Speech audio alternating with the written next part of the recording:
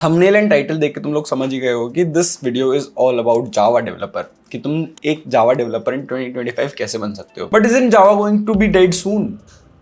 Not really.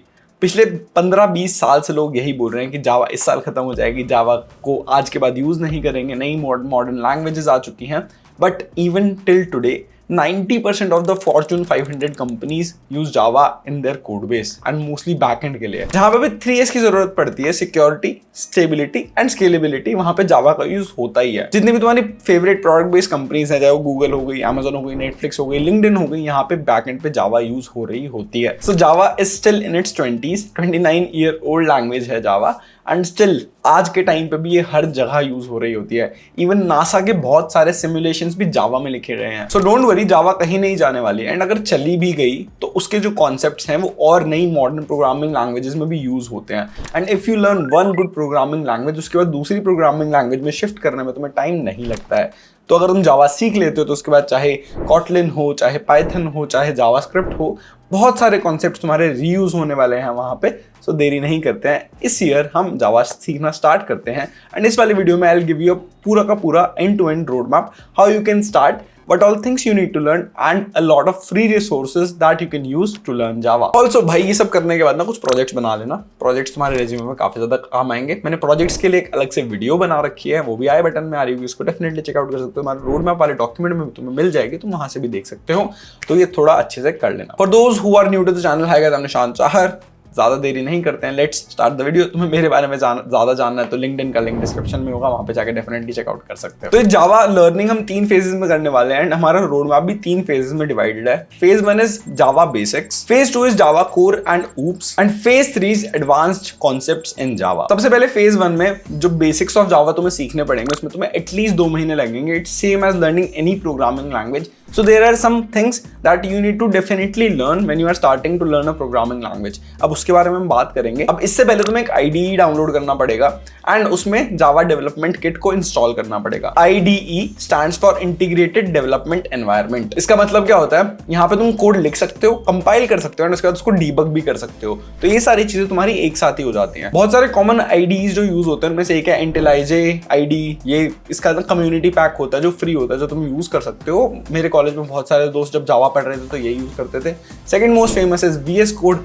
VS code भाई सब जानते ही हैं, उसको तुम यूज कर सकते हो। थर्ड हमारा आता है Eclipse। This is specifically for Java, इसको भी तुम यूज कर सकते हो। एक और है मेरा favourite AI powered code editor which is Windsurf, उसको भी तुम डेफिनेटली चेकआउट कर सकते हो। उसका लिंक मैंने डिस्क्रिप्शन में भी डाला हुआ है। अब ये सारी चीजें करने के बाद you are ready to write hello world. अब सबसे पहले चीज आ जाती है जो तुम्हें सीखनी पड़ेगी, चाहे वो लिटरल लैंग्वेज हो या फिर एक कोडिंग लैंग्वेज हो। तुम्हें सबसे पहले क्या सीखना पड़ता है, वो होता है सिंटैक्स। अब यहाँ पे भी तुम्हें पहले सिंटैक्स सीखना पड़ेगा कि कैसे तुम्हें प्रोग्रामिंग लैंग्वेज लिखनी होती है, कैसे तुम्हें अपने कोड्स लिखने होते हैं, कैसे तुम्हें अपने इंस्ट्रक्शंस को लिखना होता है to convey it to the computer. अब जब कोई भी नई लैंग्वेज तुम सीख रहे होते हो, नॉर्मली बात करने के लिए हिंदी, इंग्लिश, पंजाबी, मराठी, कुछ भी तुम सीख रहे हो, तो वहां पे तुम्हें ग्रामर सीखनी पड़ती है, राइट। सिमिलरली जब तुम कोडिंग सीख रहे होते हो तो तुम्हें सिंटैक्स सीखना पड़ता है for a new programming language. तो syntax is equivalent to grammar, ठीक है, फॉर एनी प्रोग्रामिंग लैंग्वेज। अब जब तुम नई प्रोग्रामिंग लैंग्वेज सीख रहे होते हो उसमें कुछ इंपॉर्टेंट चीजें होती हैं जो तुम्हें सीखनी होती हैं।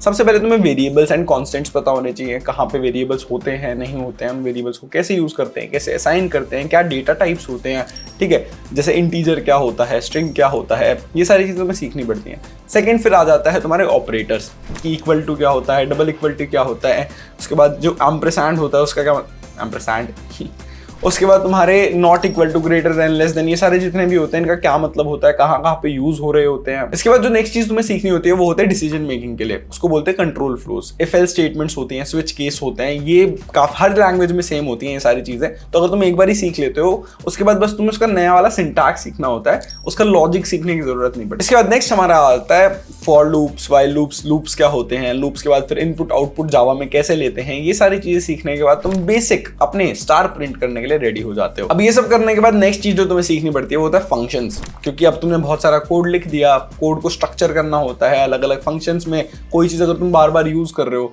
तो उसको अगर यूज कर रहे हो तो रीयूजेबल बनाने के लिए तुम्हें फंक्शंस की जरूरत पड़ती है। देन तुम्हारे बेसिक डेटा स्ट्रक्चर्स आ जाते हैं। For example array. एरे क्या होता है, अगर तुम्हें बहुत सारे वेरिएबल्स एक साथ स्टोर करने हैं उसको हम एरे बोलते हैं। स्ट्रिंग क्या होता है, जो तुम नॉर्मली कोई भी वर्ड बोल रहे होते हो। अब स्ट्रिंग से पहले बनते हैं कैरेक्टर। कैरेक्टर होते हैं तुम्हारे A B C D E F G H, ऐसे बहुत सारे कैरेक्टर्स होते हैं, राइट हमारे। तो उनको जब कंबाइन करके कोई वर्ड बनता है उसको हम स्ट्रिंग बोलते हैं। ये सब सीखने के लिए रिसोर्सेज हैं, तुम्हें यहाँ पे स्क्रीन पे वीडियो आ रही होगी, इसको जाकर तुम डेफिनेटली चेकआउट कर सकते हो, इससे तुम बेसिक्स ऑफ जावा सीख जाओगे। अब फेज 2 पे आते हैं, which is Java core. Second वाले में तुम इजीली मान सकते हो तुम्हें 3 महीने तो लगेंगे ही लगेंगे, इसमें तुम जावा कोर सीख जाओगे। अब जावा कोर सीखने के साथ साथ तुम्हें डेटा स्ट्रक्चर्स भी सीखने पड़ेंगे थोड़े, बट वो डेटा स्ट्रक्चर्स वगैरह सीखने के लिए तुम्हें अलग से 3 महीने लगेंगे, ठीक है, तो हम उसकी बात यहाँ पे नहीं कर रहे हैं। This is just about Java language. Data structures is an important part to get or crack any company, but we are not including this in Java development. Basically अब अगर तुम strings वगैरह सीख लेते हो तो उसके बाद कुछ और चीज़ें तुम्हें सीखनी पड़ेंगी, queues क्या होते हैं, तुम्हारे hash maps क्या होते हैं, ये सारी चीज़ें, तो it will take 1-2 months more. But Java core की अगर बस बात करें, oops की बात करें, तो उसमें तुम्हें 3 महीने लग जाएंगे। अब Java बहुत ज़्यादा oops पे ही बेस्ड होती है। oops means object oriented programming। For example एक बैंक है, बैंक ने पहले अपना एक सर्विस लॉन्च करी, इसमें तुम अपना सेविंग्स अकाउंट बना सकते थे, बट देन दे डिसाइडेड कि यार हमें सेविंग्स अकाउंट के साथ क्रेडिट कार्ड भी देना है, लोन भी देने हैं, करंट अकाउंट भी खोलना है, तो बहुत सारे जो फंक्शंस होते हैं वो सेम ही होते हैं। फॉर एग्जाम्पल अमाउंट क्रेडिट हो रहा है, डेबिट हो रहा है, वो सबके लिए सेम है, चाहे वो तुम्हारा लोन हो, चाहे वो तुम्हारा एक करंट अकाउंट हो, चाहे तुम्हारा सेविंग्स अकाउंट हो। तो कोड को मोर मॉड्यूलर एंड रीयूजेबल बनाने के लिए हम oops को यूज करते हैं, एंड ये सारी चीजें हो पाती हैं क्लासेस एंड ऑब्जेक्ट्स के थ्रू। अब जो 4 पिलर्स होते हैं हमारे oops के, ऑब्जेक्ट ओरिएंटेड प्रोग्रामिंग के, उनको हम कहते हैं एनकैप्सुलेशन। ये डेटा को प्रोटेक्ट करने एंड ऑर्गेनाइज करने के काम आता है। Second is abstraction. एब्स्ट्रैक्शन का मतलब है कि उतनी इंफॉर्मेशन दिखानी है जितनी यूजर को चाहिए, बैकएंड पे जो चल रहा है वो चलने दो। थर्ड हमारा आ जाता है इनहेरिटेंस। तुमने मल्टीपल क्लासेस बना दी हैं, सेम क्लास को तुम्हें फिर से यूज करना है, पेरेंट की कुछ क्वालिटीज होती हैं वो तुम्हें अपने चाइल्ड में भी चाहिए, तो उसको हम कहते हैं इनहेरिटेंस। एंड लास्ट हमारा होता है पॉलीमॉर्फिज्म। तो poly means many and morphism means many forms. तो बहुत सारे फंक्शंस को तुम अलग अलग तरीके से लिख सकते हो, इसलिए इसको पॉलीमॉर्फिज्म कहते हैं। अभी ये सारी चीजें तुम्हें डिटेल में भी समझनी पड़ेंगी, but this is the basics. अब रैंडमली पिलर्स पे जंप नहीं करना है, 1 by 1 सारी चीजें सीखनी है, उनको लाइक ट्राई करना है, सीखना है कैसे इंप्लीमेंट होता है, कैसे यूज करते हैं, एंड फिर नेक्स्ट वाली चीज पे हम जाएंगे। अब जैसे मैं तुम्हें बता रहा था कि डेटा स्ट्रक्चर्स तुम्हें अलग से भी सीखने पड़ते हैं, बट जावा के अंदर ना कलेक्शंस करके एक लाइब्रेरी होती है जिसको तुम यूज कर सकते हो, एंड ये सारे डेटा स्ट्रक्चर्स का तुम्हारे पास डायरेक्टली एक्सेस आ जाता है। अब इससे तुम अपने सारे काम कर सकते हो, बट इंटरव्यूज क्रैक करने के लिए डीए से थोड़ा अलग से पढ़ना पड़ता है। अब चाहे वो तुम्हारे एरे लिस्ट हो गए, तुम्हारे हैश मैप्स हो गए, तुम्हारे हैश सेट हो गए, ट्री सेट हो गए, ये सारी चीजें तुम्हें ऑलरेडी बनी हुई मिल जाती है, तुम एज इट इज उनको यूज कर सकते हो इन जावा। तो ये तुम्हारी कुछ लाइब्रेरीज हैं, एंड इसके बाद और भी चीजें हैं जावा कोर में जो तुम्हें सीखनी पड़ेंगी। नेक्स्ट जावा कोर में हमें जो सीखना है वो हमारा exception handling and multi threading. भाई मल्टी थ्रेडिंग बहुत ज्यादा इंटरव्यूज में भी पूछा जाता है, एंड एक्चुअली बहुत ज्यादा यूज होता है if you are writing backend code. And multi threading mostly performance optimization के लिए यूज होता है। जब मल्टी थ्रेडिंग पहली बार सीखते हैं ना, तो भाई ऐसा लगता है हर जगह यूज कर लो, हर जगह घुसेड़ दो, बट ऐसा नहीं करना चाहिए।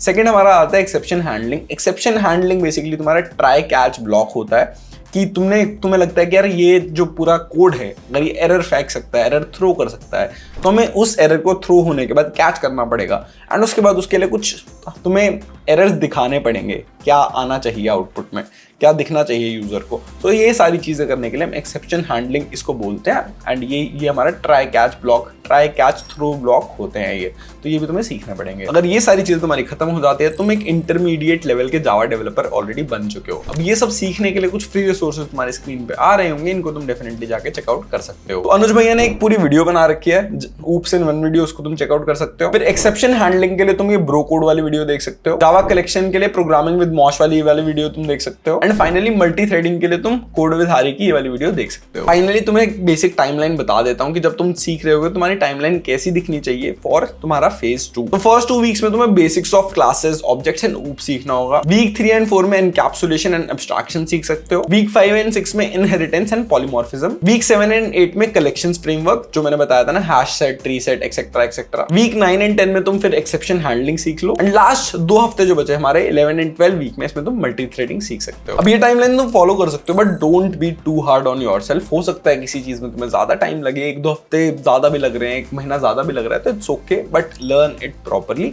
ताकि तुम्हें बाद में बार बार इसको रिविजिट ना करना पड़े। फेज 3 हमारा आता है एडवांस कॉन्सेप्ट। इसमें भाई तुम्हारी कोई टाइमलाइन नहीं है, ये बेसिकली इंटरमीडिएट कोडर बनने के बाद जब तुम्हें एडवांस जावा डेवलपर बनना है, तो बस you have to keep on upskilling. बहुत सारे नई लाइब्रेरीज, फ्रेमवर्क्स, चीजें आती रहेंगी, तुम्हें साथ साथ सीखना पड़ेगा, but these are some of the things that are currently being used throughout the industry. तो ये तुम जितनी जल्दी सीख लोगे उतना ही तुम्हारा फायदा रहने वाला है। सबसे पहला जो टॉपिक आ जाता है वो आ जाता है फाइल हैंडलिंग एंड सीरियलाइजेशन। तो फाइल हैंडलिंग काफी ज्यादा इंपॉर्टेंट हो जाती है जब तुम्हें डेटा को रीड करना है, राइट करना है, एक्सेट्रा एक्सेट्रा, उसके लिए फाइल हैंडलिंग यूज होती है। फाइल हैंडलिंग करने के लिए तुम्हें सीरियलाइजेशन आनी ही चाहिए। तो फॉर स्टार्टर्स सीरियलाइजेबल इंटरफेस तुम्हें सीखना पड़ेगा। उसके बाद object input and output stream तुम सीख सकते हो। अब ये दो रिसोर्सेज है जिनको तुम यूज कर सकते हो, ठीक है। फर्स्ट वीडियो तुम्हारे पास फाइल हैंडलिंग की आ रही होगी एंड सेकंड वीडियो तुम्हारी है ये सीरियलाइजेशन की आ रही होगी। नेक्स्ट जो इंपॉर्टेंट टॉपिक है वो सिंक्रोनाइजेशन है। अब हमने सेकंड वाले फेज में सीखा था मल्टी थ्रेडिंग क्या होती है। अब मल्टी थ्रेडिंग यूज करने के लिए तुम्हें सिंक्रोनाइजेशन यूज करना बहुत ज्यादा इंपॉर्टेंट है।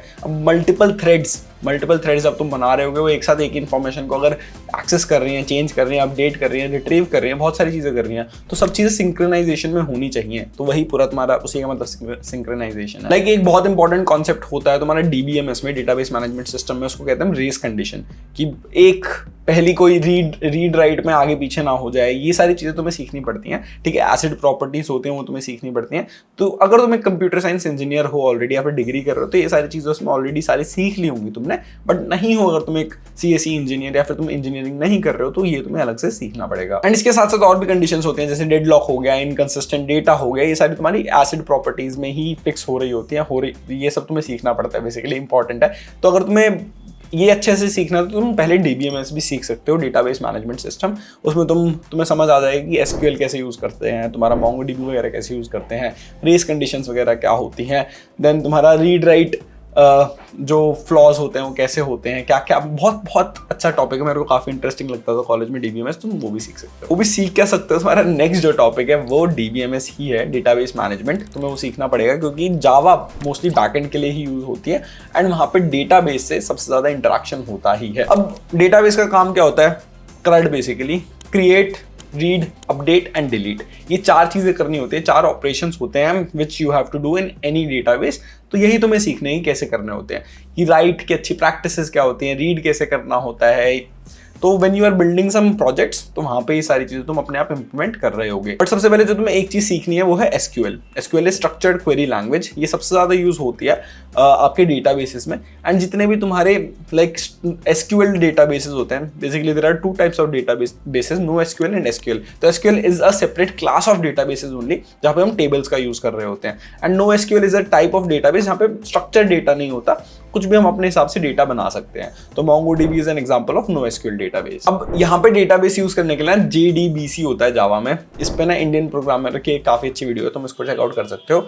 JDBC is basically Java to access database and read write सारी चीजें कैसे करते हैं। तो उसने जावा में एक लाइब्रेरी है जो तुम सीख सकते हो। नेक्स्ट हमारा आता है सर्वलेट एंड हाइबरनेट। ये दो चीजें हैं जो भाई तुम्हारे डेटाबेस जब तुम यूज कर रहे होगे तो काफी तुम्हारी हेल्प होने वाली है। हाइबरनेट से तुम बेसिकली ना सारी क्वेरीज वगैरह लिख सकते हो। तुम्हें लंबी लंबी क्वेरीज लिखने की जरूरत नहीं है, it will help you interact with databases more easily. अब जब तुम वेब एप्स वगैरह बना रहे होगे तुम स्प्रिंग फ्रेमवर्क सीख रहे होगे, बट स्प्रिंग फ्रेमवर्क पे कूदने से पहले तुम्हें सर्वलेट आना चाहिए। ये बेसिकली तुम्हारा मिडलवेयर की तरह काम करता है between your backend and your web app. तो उसके लिए तुम्हें सर्वलेट पहले सीखना पड़ेगा एंड उसके बाद तुम फिर जंप कर सकते हो स्प्रिंग फ्रेमवर्क पे। अब जब तुम स्प्रिंग फ्रेमवर्क पढ़ रहे होगे तो सर्वलेट के बाद तुम करोगे तो तुम्हारे जो सारी नॉलेज है वहां पे काम आने वाली है, बिकॉज जो स्प्रिंग फ्रेमवर्क है वो इसी कॉन्सेप्ट के ऊपर पूरा बिल्ड हो रखा है। अब स्प्रिंग फ्रेमवर्क में बेसिकली तुम्हें डिपेंडेंसी इंजेक्शन को यूज करना आना चाहिए, कैसे यूज करते हैं। लेकिन तुम्हारा होता है इन्वर्जन ऑफ कंट्रोल। ये दो कॉन्सेप्ट्स काफी ज्यादा इंपॉर्टेंट होते हैं भाई। डिपेंडेंसी इंजेक्शन तो मैंने भी माइक्रोसॉफ्ट में बहुत ज्यादा यूज किया था। अब now you want to get into web development तो तुम्हें स्प्रिंग फ्रेमवर्क तो 100% सीखना ही होगा, तो इसको ढंग से सीख लेना। अब स्प्रिंग फ्रेमवर्क सीखने के बाद भाई तुम स्प्रिंग बूट पे आओगे, वो उसका थोड़ा एडवांस कॉन्सेप्ट होता है। उसके लिए तुम्हें स्प्रिंग सीखना पड़ेगा, स्प्रिंग से पहले तुम्हें सर्वलेट सीखना पड़ेगा। तो ऐसे ना सारी चीजें एक दूसरे से इंटरलिंक्ड है, तो इसलिए मैं तुम्हें सारा वन बाय वन बता रहा हूँ। स्प्रिंग बूट बेसिकली एक एडवांस कॉन्सेप्ट आ जाता है हमारा। ये बेसिकली तुम्हारा micro service architecture and cloud में बहुत ज्यादा यूज हो रहा होता है। तो जब तुम ये सीखोगे तुम थोड़े और एडवांस डेवलपर बन जाओगे। माइक्रो सर्विस आर्किटेक्चर का बेसिक मतलब यही होता है कि बहुत सारी लार्ज एप्लीकेशंस है, बहुत सारा कोड एक ही जगह पे है, तो उसको हम छोटी छोटी माइक्रो सर्विसेज में डिवाइड कर देते हैं एंड फिर माइक्रो सर्विसेज को इंडिविजुअली तुम होस्ट कर सकते हो, इंडिविजुअली इनसे इंटरेक्ट भी कर सकते हो। सो ये बेसिकली माइक्रो सर्विस आर्किटेक्चर होता है। इसमें जो तुम्हारी एप्लीकेशंस होते हैं वो काफी ज्यादा स्केलेबल बन जाती हैं। अगर तुम्हारी एक तुम्हारा जो माइक्रो सर्विस है उस पर ज्यादा लोड पड़ रहा है, तुम उस माइक्रो सर्विस को अकेले स्केल कर सकते हो। तुम्हारे पूरे एप्लीकेशन को स्केल करने की जरूरत नहीं है। बहुत बहुत सारे कॉन्सेप्ट्स होते हैं। I am not an expert at micro service architecture, ठीक है, तो मैं इस पर ज़्यादा ज्ञान नहीं दूंगा। अगर तुम्हें पढ़ना है तो कुछ रिसोर्सेज हैं नीचे मैं तुम्हें दिखा रहा हूँ, उनको तुम डेफिनेटली चेकआउट कर सकते हो। बट उससे पहले माइक्रो सर्विसेज बिल्ड करने के लिए तुम्हें कुछ और कॉन्सेप्ट्स आने चाहिए। फॉर एग्जाम्पल रेस्ट एपीआई लिखनी आनी चाहिए, कैसे रेस्ट एपीआई को यूज करते हैं, कैसे लिखते भी हैं। इसके अलावा तुम्हारे स्प्रिंग बूट क्लाउड के कुछ टूल्स हैं वो तुम्हें आने चाहिए। देन थोड़ा बहुत क्लाउड डेवलपमेंट, AWS, डॉकर, ये सारे कुछ और एडवांस कॉन्सेप्ट्स हैं। ये जावा से खाली रिलेटेड नहीं है, इन जनरल यूज होते हैं, तो ये भी तुम्हें सीखने पड़ेंगे। तो तुम एक काफी बढ़िया एडवांस लेवल के जावा डेवलपर बन जाओगे। अब तुम्हें कुछ रिसोर्सेज वगैरह हैं, या तुम्हारी स्क्रीन पे आ रहे होंगे, उनको तुम चेकआउट कर सकते हो। तो टेलेस्को सर की एक 90 मिनट्स की वीडियो है, इसमें तुम्हें पूरा स्प्रिंग फ्रेमवर्क सिखाया गया, तुम इसको चेकआउट कर सकते हो। उसके बाद एक माइक्रो सर्विसेज पे भी वीडियो मैंने अटैच कर दी है। इसके अलावा कुछ और काफी अच्छे चैनल्स हैं जो तुम्हें डेफिनेटली कोडिंग बहुत अच्छे से सिखा देते हैं। तो अर्पित बिहानी का चैनल तुम डेफिनेटली चेकआउट कर सकते हो, he is a very good friend, तो वो भी तुम्हें डिस्क्रिप्शन में मिल जाएगा। तो सारे जितने भी मैंने लिंक्स बताया तुम्हें मिल जाएंगे। You can definitely check all these out, and if you like the video, do like it, subscribe to the channel. Thank you so much for watching. I'm Nishant Chahar signing off. मिलते हैं next वाली video में, तब तक के लिए bye.